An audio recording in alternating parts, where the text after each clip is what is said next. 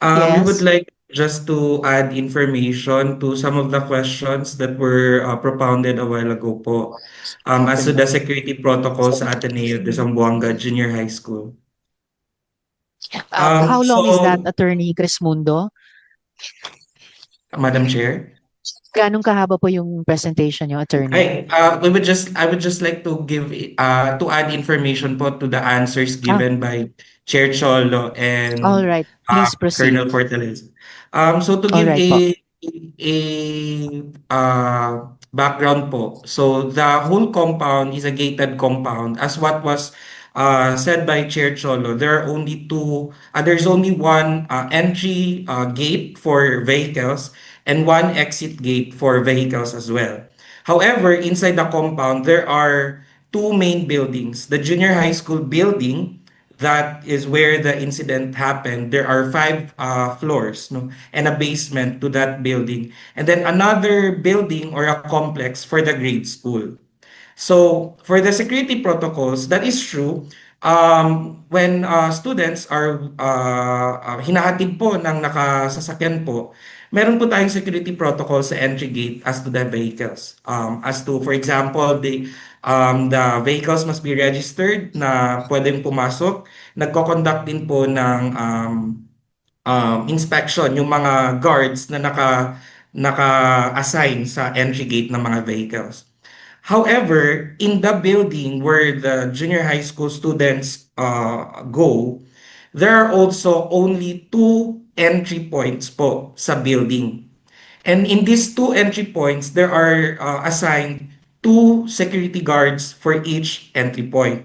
At dito po sa entry point ng mga estudyante, regardless kung nag-commute or nakasasakyan or whatever, they are subjected din po sa search. So there are only two entry points wherein they will undergo search by the security guards. Unfortunately, there is a ramp in that building, which is an access for those who may have a hard time climbing up the floors through the stairs.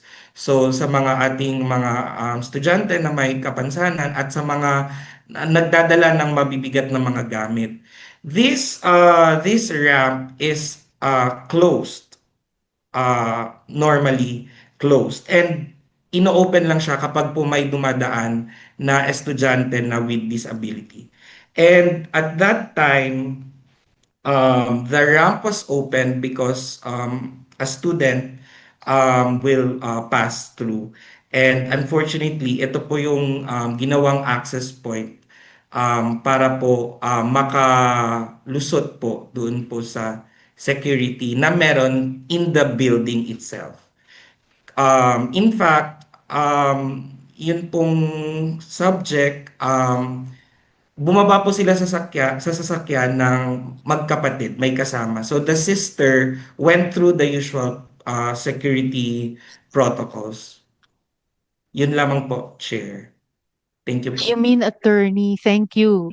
You mean, Attorney, yung kapatid nung shooter bumaba sa regular entry gate at dumaan sa inspection bago pumunta sa sarili niyang classroom. Yes po, Madam Chair. So, paano nangyari na yung shooter sakay pa rin sa sasakyan?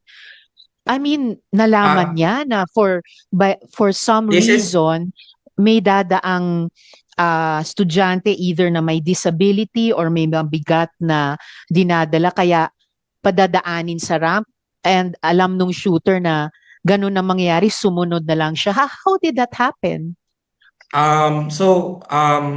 pagbaba po ng sasakyan, medyo maglalakad ka pa po papunta sa building. So, yung dalawa pong magkapatid, parang naglakad sila, pero parang sa magkabilang, they were on the same way, but ito, yung brother went through papunta nga doon sa ramp, no? So, the sister, dumiretso siya doon sa papunta sa labis. Yung ramp po kasi parang sa side area siya. So, doon po siya, unfortunately, at that time, um, nagkaroon po ng access doon sa ramp. Yes, attorney, very, very unfortunate talaga.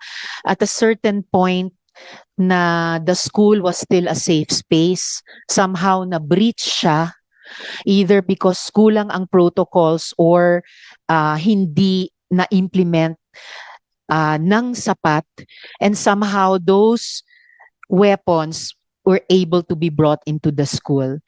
So, Yes po, again madam. talaga condolences sa community, pero wow, really Thank you we po, really Madam have Chair.